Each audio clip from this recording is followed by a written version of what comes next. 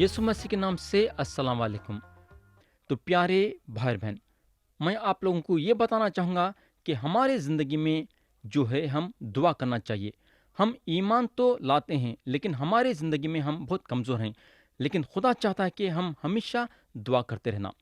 तो मेरे दोस्त, अब हम कलाम शुरू करेंगे और आप लोगों को याद होगा कि गए वक्त हम काजियों की किताब पे गौर करना ख़त्म करे थे। आज से हम पुराना अहदनामा की एक किताब को उठाएंगे और उस पे गौर करेंगे। किताब का नाम है रूथ। मैं ये किताब के बारे में आप लोगों को थोड़ा बहुत बताना चाहूँगा, ज़रा गौर से सुनो। रूथ जो है एक परदेसी लड़की की कहानी है जो अपने मजहब को और अपने लोगों को छोड़ के इस्राएली घराने में रिश्ता जोड़ती है। ये लड़की एक ऐसी लोगों में से आई जो दुत्खारे गए थे, और ये लड़की इसराइल के खुदा को जानी और इसराइल के खुदा पे ईमान लाई। रूत के किताब में सिर्फ 4 बाब हैं। छोटी सी किताब है मगर एक ज़बरदस्त किताब है, और ये किताब में हमारे लिए ज़बरदस्त पैगाम है। बोलने का मतलब ये है कि एक एक आयत में हमको पैगाम दिखेगा, और एक एक आयत जो है हमसे बात करती है। मेरे दोस्त, ये किताब पे मैं चाहूँगा कि आप ज़रा गौर से सुनना और एक एक आयत पे अपना दिल लगा के रखना, क्योंकि एक एक आयत आपसे बात करने वाली है, क्योंकि ये खुदा का कलाम है। बल्कि मैं तो बोलूँगा कि ये किताब में हमको कई पैगाम मिलेंगे।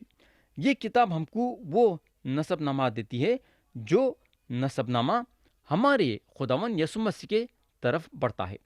और ये किताब मसीह के बारे में बताती है कि मसीह जो हैं दाऊद के लिखिर से पैदा हुए। रूत की किताब बहुत ही अहमियत रखती है। कई को बोले तो ये किताब का ताल्लुक यसु मसीह से है जो ये दुनिया में आने वाले थे बल्कि आए। ये किताब के बगैर हम दाऊद के घराने को यहूदा के कबीले से नहीं जोड़ सकते।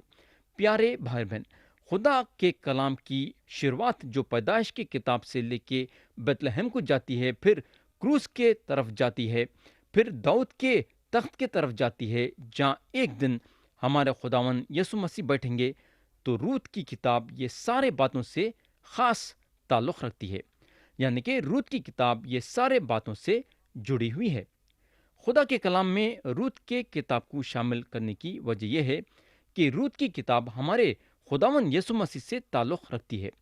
रूत के किताब को लिखे कौन है वो तो हमको नहीं मालूम है, मगर थोड़े लोगों का ये ख्याल है कि नबी सैमुएल ये किताब को लिखे होंगे। मगर थोड़े लोगों का ये ख्याल है कि ये किताब नबी सैमुएल के मरने के बाद लिखी गई।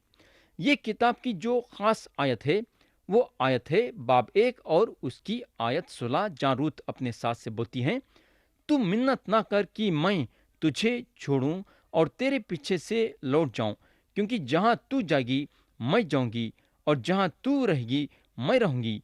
तेरे लोग मेरे लोग और तेरा खुदा मेरा खुदा होगा। तो प्यारे भाई बहन, अब हम ये किताब को शुरू करेंगे और पढ़ेंगे बाब 1 और उसकी आयत 1। गौर से सुनो। लिखा हुआ है, और उन्हीं अयाम में जब हाजी इंसाफ किया करते थे, ऐसा हुआ कि उस सरजमीन में काल पड़ा, और यहूदा के बेतलहम का एक मर्द अपनी बीवी और 2 बेटों को लेकर चला कि मोआब के मुल्क में जाकर बसे। तो प्यारे भाई बहन, ये आयत जो रूत के किताब को शुरू करती है काफी हद तक खबर देती है। खुदा का कलाम खबर देने में अव्वल नंबर है, याद रखो। अगर हमको सही खबर मिल सकती बोले तो खुदा के कलाम के जरिए से मिल सकती है।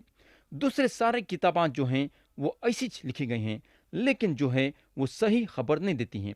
लेकिन खुदा का कलाम वो कलाम है जो अपने मुंह से बोला गया है, यानी कि खुदा अपने मुंह से बोला है और नबियों के जरिए से जो है वो लिखी गई, और आज ये किताब हमारे हाथों में मौजूद है। बोलने का मतलब ये है कि हमको सही खबर जो है ये बाइबल शरीफ के ज़रिए से मिलती है। तो ये पहली आयत में खुदा का कलाम वक़्त और जगह के बारे में बताता है। ये आयत के शुरू में लिखा हुआ है, और उन्हीं अयाम में जब काजी इंसाफ किया करते थे। प्यारे भाई बहन, जब काजी इंसाफ करते थे तो वो दिना तारकी के दिना थे, यानी कि अंधेरा, मुसीबत। ये दिनों में इसराइली कौम काफ़ी मुसीबतों में थी। इसराइल कभी भी इतनी मुसीबत में नहीं थे जितना गाजियों के ज़माने में थे।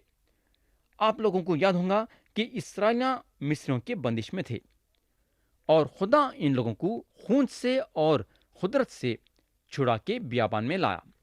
اس کے بعد خدا ان لوگوں کو وعدے کے زمین پہ لایا۔ خدا ان لوگوں سے بڑے بڑے وعدے کرا۔ اب آپ شاید یہ سوچیں گے کہ نئی نسل جن کے باپ دادا غلامی میں اپنی زندگی مصر میں گزارے، شاید زبردست طریقے سے خدا کی خدمت گزاری کری ہوں گی۔ میرے بھائی، یہ آپ کا خیال بالکل غلط ہے۔ یہ جو آپ سوچ رہے ہیں بالکل غلط ہے۔ ہم کو معلوم ہونا چاہیے کہ یہ نئی نسل خدا کی خدمت گزاری جس طریقے سے کرنا تھا نہیں کری۔ خازیوں کی کتاب ان لوگوں کے بارے میں یہ بتاتی ہے کہ یہ لوگ زندہ اور سچے خدا کی عبادت کرتے کرتے اپنے رخ کو بدل دیتے تھے اور دوسرے خداؤں کی عبادت کرنا شروع کرتے تھے۔ کتنی افسوس کی بات! یعنی کہ ایک زندہ اور سچے خدا کو جاننے کے بعد، ایک زندہ اور سچے خدا کی عبادت کرنے کے بعد، ایک زندہ اور سچے خدا کے آگے اپنی دعا رکھنے کے بعد، یہ لوگ جو ہیں بت پرستی میں اتر جاتے تھے اور دوسرے خداؤں کی عبادت کرتے تھے جو خدا نے تھے۔ تو پیارے بھائی بہن، جب ان کے دشمن ان پہ حاوی ہوتے تھے تو یہ لوگ اپنے زندہ خدا کو پکارتے تھے، کیونکہ جب یہ لوگ بت پرستی میں اتر جاتے تھے تو خدا کو چھوڑ دیتے تھے اور خدا بھی ان لوگوں کو چھوڑ دیتا تھا اور ان کے دشمن کو ان کے حوالے کر دیتا تھا۔ یعنی کہ دشمن کے حوالے یہ اسرائیلیاں ہو جاتے تھے۔ بولنے کا مطلب یہ ہے کہ اسرائیلیاں جب دشمن کے حوالے ہو جاتے تھے تو حد سے زیادہ مصیبت آتی تھی ان کے زندگی میں، اور دن با دن اور گھنٹہ بھر گھنٹہ، ایک ایک منٹ، ایک ایک سیکنڈ ستائے جاتے تھے۔ کیوں؟ کیونکہ زندہ اور سچے خدا کو چھوڑ دیے۔ میرے دوست، ہمارے زندگی میں بھی ایسا ہے۔ اگر ہم ذرا بھی ہٹ کے دوسری طرف رجوع ہوئیں گے تو یاد رکھو کہ ہم مصیبت میں آ جائیں گے، کیونکہ شیطان کے پنجے میں ہم آ جائیں گے اور شیطان دن اور رات ہم کو ستائیں گا۔ تو بولنے کا مطلب یہ ہے کہ جب ہم یسوع مسیح پر ایمان لائیں تو ہمارا ایمان ہمیشہ یسوع مسیح میں رہنا چاہیے اور ہمیشہ ہم یسوع مسیح میں بڑھنا چاہیے۔ تو پیارے بھائی بہن، خدا ان کے آواز کو سن کے ان کے مدد کے لیے خاضی کو کھڑا کرتا تھا جب یہ لوگ پکارتے تھے۔ جب اسرائیلیاں مصیبت میں آتے تھے تو ان کو کوئی دوسرا چارہ نہیں تھا سوائے زندہ اور سچے خدا کے۔ تو یہ جانتے تھے کہ اگر زندہ اور سچے خدا کو پکاریں گے تو خدا سنیں گا اور ان کو ان کے دشمنوں سے چھڑائیں گا۔ آپ سوچ سکتے کہ کتنی خود غرضی ہے ان میں۔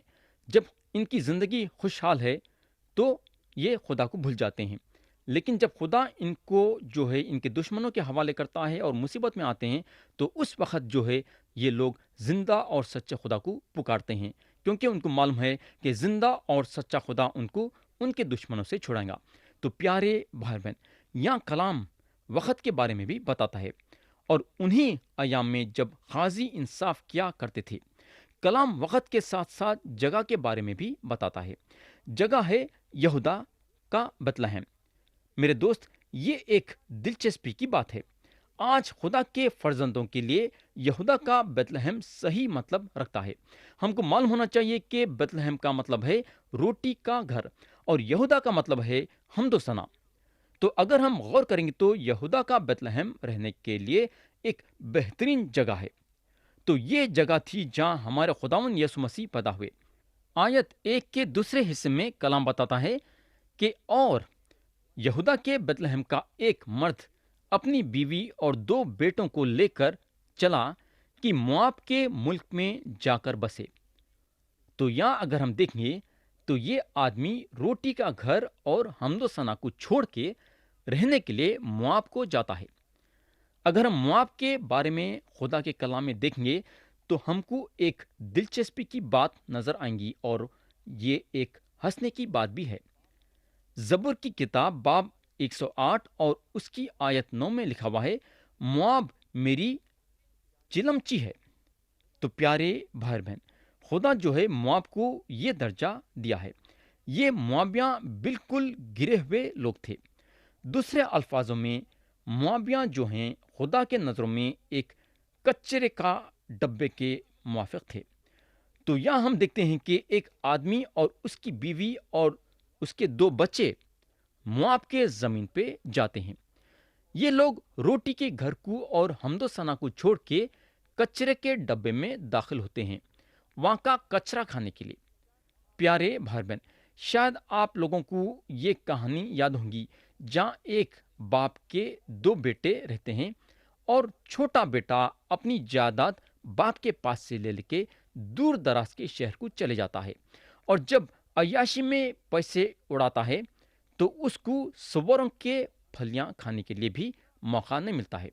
یا اگر ہم دیکھیں گے تو ہم کو ایک ایسا گھرانہ مل رہا ہے جو اپنے وطن کو چھوڑ کے دوسرے وطن کو چلے جاتا ہے۔ جب ان کے وطن میں کال پڑا تو یہ لوگ اپنے وطن کو چھوڑ دیے، یہ لوگ ڈر گئے۔ ہم کو معلوم ہونا چاہیے کہ ان کے باپ حضرت ابراہیم بھی ڈر گئے تھے۔ جب ان کے ملک میں کال پڑا تو انہوں مصر میں چلے گئے، اور یہاں ہم دیکھتے ہیں کہ ایک اور کال ہے۔ ہم کو معلوم ہونا چاہیے کہ بائبل شریف میں کئی مرتبہ کال کا ذکر ہے، اور وہ کال میں کا یہ ایک کال ہے۔ ہم کو معلوم ہونا چاہیے کہ جب بھی بائبل شریف میں کال کا ذکر آیا ہے تو سمجھو وہ جگہ پہ خدا کی عدالت ظاہر ہو رہی ہے۔ تو جب یہودا کے بیت لحم میں کال پڑا تو یہ گھرانہ بیت لحم کو چھوڑ دیا۔ یہ گھرانے کو خدا پہ بھروسہ نہیں تھا کہ خدا کال کے وقتوں میں بھی ان کی دیکھ ریکھ کر سکتا ہے۔ یہ ہوگا اب ہم یہ گھرانے سے ملاقات کریں گے، یعنی کہ یہ گھرانے کے بارے میں جانیں گے۔ آیت 2 میں لکھا ہوا ہے، اس مرد کا نام ایلی ملک اور اس کی بیوی کا نام نیومی تھا، اور اس کے دونوں بیٹوں کے نام مہلون اور کلیون تھے۔ یہ یہودا کے بیت لحم کے افراطی تھے، سو وہ مواب کے ملک میں آ کر رہنے لگے۔ تو یہ آدمی کا نام ہے ایلی ملک۔ یہ نام کا مطلب ہے میرا خدا بادشاہ ہے۔ تو یہاں ایک آدمی ہے جس کا نام واقعی میں زبردست مطلب رکھتا ہے۔ یہ آدمی جس جگہ پہ کام کر رہا تھا، آپ سوچ سکتے کہ وہ جگہ پہ یہ آدمی کی کیسی گواہی تھی ہوں گی۔ واقعی میں زبردست گواہی تھی ہوں گی۔ جب یہ آدمی کے ساتھیاں اس کو پکارتے تھے تو ایلی ملک بول کے نہیں بلاتے تھے، بلکہ میرا خدا بادشاہ ہے بول کے بلاتے تھے ہوں گے۔ پیارے بھائی بہن، کیا آپ نہیں سمجھتے کہ یہ ایک زبردست نام ہے؟ اور یہ نام رکھتے ہوئے کال سے ڈر کے دوسرے ملک میں چلے جانا ایک خراب بات تھی۔ یہ ہوگا اب ہم بیوی کے نام پہ غور کریں گے۔ بیوی کا نام ہے نیومی، جس کا مطلب ہے خوشنما۔ ایلیملک اور نیومی کے دو بیٹے تھے اور ان کے نام ہیں مہلون اور کلیون۔ مہلون کا مطلب ہے بیمار اور کلیون کا مطلب ہے مختصر۔ تو نیومی کے دو بیٹے تھے اور دونوں کے دونوں بیمار بیٹے تھے۔ تو یہ چاروں یہودا کے بیت لحم کو چھوڑ کے مواب کے زمین پہ آئے اور وہاں بس گئے۔ اب ہم دیکھتے ہیں کہ کیا ہوتا ہے۔ آیت 3 میں لکھا ہوا ہے، اور نیومی کا شوہر ایلیملک مر گیا، پس وہ اور اس کے دونوں بیٹے باقی رہ گئے۔ تو پیارے بھائی بہن، یہ گھرانے کی مصیبت یہاں سے شروع ہوتی ہے۔ تو یہاں نیومی کا میاں مر گیا۔ اب ہم دیکھتے ہیں کہ کیا ہوتا ہے۔ آیت 4 میں لکھا ہوا ہے، ان دونوں نے ایک ایک موابی عورت بیاہ لی، ان میں سے ایک کا نام عرفا اور دوسری کا نام روت تھا، اور وہ 10 برس کے قریب وہاں رہے۔ تو پیارے بھائی بہن، جس وقت یہ لوگ موابی لڑکیوں سے شادی کرے، اس وقت ان لوگاں موسیٰ کے شریعت کو توڑے۔ تو میرے بھائی، اگر آپ دیکھیں گے کہ خدا کے صحبت سے دور ہو کے ایک دور ملک کو جانا، اس کا اگلا قدم ہمیشہ خدا کے خلاف جانے کا پڑتا ہے۔ ہم کو معلوم ہونا چاہیے کہ خدا سے صحبت کرنا چھوڑ دینا خود ایک گناہ ہے، اور اس کے بعد خدا کے خلاف جانا ایک اور گناہ ہے۔ یہ گھرانے کا گناہ دن با دن بڑھتے جا رہا تھا۔ ان لوگاں موسیٰ کے شریعت کے خلاف جا کے موابی لڑکیوں سے شادی کرے، تو یہ گھرانے میں مصیبت آ چکی ہے، اور آگے چل کے نیومی کو اور بھی مصیبتوں کا سامنا کرنا پڑے گا۔ آیت 5 میں لکھا ہوا ہے، اور مہلون اور کلیون دونوں مر گئے۔ میرے بھائی دیکھ رہے ہیں کیا ہو رہا ہے؟ پھر سے میں پڑھتا ہوں، اور مہلون اور کلیون دونوں مر گئے، سو وہ عورت اپنے دونوں بیٹوں اور خاوند سے چھٹ گئی۔ تو پیارے بھائی بہن، خدا سے دور ہو جانا، آپ سوچ سکتے کہ کتنی مشکل کی بات ہے۔ بولنے کا مطلب یہ ہے کہ خدا آپ کا ساتھ دینے والا نہیں ہے۔ تو یہاں اگر ہم دیکھیں گے تو نعومی کا میاں بھی مر گیا اور اس کے دونوں بیٹے مر گئے۔ تو نعومی کا میاں مر گیا اور نعومی کے دونوں بیٹے مر گئے اور نعومی کی زندگی میں مصیبت اور بھی بڑھ گئی۔ یہ گھرانہ، یہ ملکو یہ امید سے آیا کہ ایک خوشحال زندگی گزاریں گے، مگر ایسا نہیں ہوا۔ میرے دوست، انسان کا سوچنا ایک ہے اور خدا کا سوچنا ایک ہے، کیونکہ کلام بتاتا ہے کہ خدا جہاں بولتا ہے میرے خیال تمہارے خیال نہیں ہیں، نہ تو میری راہیں تمہاری راہیں ہیں۔ تو میرے دوست، ہمارا فرض یہ ہے، جب ہم یہ بولتے ہیں کہ ہم یسوع مسیح پر ایمان لائے ہیں، تو ہمارا فرض یہ ہے کہ ہم خدا کے راہوں پہ چلنا چاہیے۔ آیت 6 میں لکھا ہوا ہے، تب وہ اپنی دونوں بہوؤں کو لے کر اٹھی کی مواب کے ملک سے لوٹ جائے، اس لیے کہ اس نے مواب کے ملک میں یہ حال سنا کہ خداون نے اپنے لوگوں کو روٹی دی اور یہ ان کی خبر لی۔ تو پیارے بھائی بہن، وعدے کے زمین پہ کال ختم ہو گیا اور بیت لحم میں پھر سے روٹی ملنے لگی، اور یہاں نعومی یہ طے کری کہ انہیں واپس اپنے گھر لوٹ جائیں گی۔ نعومی کو اب مواب میں رہنا پسند نہیں تھا۔ ایک وقت تھا یہ گھرانے کو بیت لحم میں رہنا پسند نہیں تھا، اور اب جب سب ختم ہو گیا ہے سوائے نعومی کے، تو نعومی جو ہے یہ سوچتی ہے کہ اب میرا واپس بیت لحم میں جانا اچھا رہے گا۔ آیت 7 میں لکھا ہوا ہے، سو وہ اس جگہ سے جہاں وہ تھی دونوں بہوؤں کو ساتھ لے کر چل نکلی، اور وہ سب یہودا کی سرزمین کو لوٹنے کے لیے راستے پر ہو لیں۔ تو پیارے بھائی اور بہن، نعومی کے دونوں بہواں موابی تھیں اور جوان تھیں، کیونکہ ان کے میاں جوانی میں ختم ہو گئے۔ ان لوگوں کو ایک موقع تھا پھر سے شادی کر کے اپنا گھر بسانے کا، اور یہ بات نعومی کے دل و دماغ میں تھی۔ نعومی چاہتی تھی کہ ان کے بہواں شادی کر کے اپنا گھر بسا لینا۔ آیت 8 سے 11 میں لکھا ہوا ہے، اور نعومی نے اپنی دونوں بہوؤں سے کہا، تم دونوں اپنے اپنے مائکے کو جاؤ، جیسا تم نے محرموں کے ساتھ اور میرے ساتھ کیا، ویسا ہی خداون تمہارے ساتھ مہر سے پیش آئے۔ خداون یہ کرے کہ تم کو اپنے اپنے شوہر کے گھر میں آرام ملے۔ تب اس نے ان کو چوما اور وہ چلا چلا کر رونے لگیں۔ پھر ان دونوں نے اس سے کہا، نہیں، بلکہ ہم تیرے ساتھ لوٹ کر تیرے لوگوں میں جائیں گی۔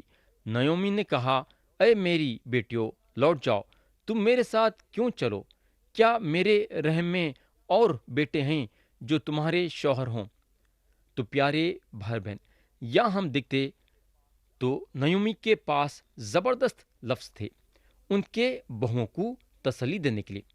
یہ شک کی بات نہیں ہے کہ نعومی کے لیے یہ دونوں بہویں اچھی تھیں۔